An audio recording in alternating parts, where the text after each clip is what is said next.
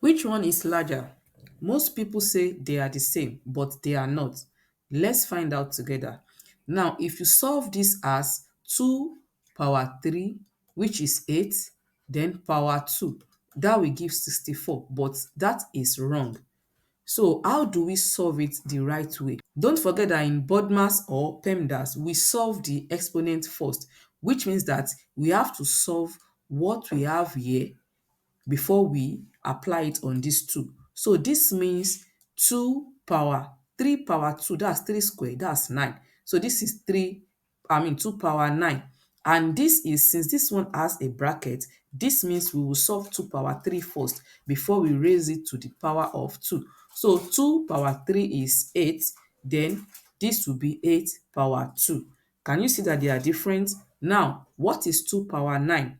2 power 9 will give 512, while 8 power 2 will give 64.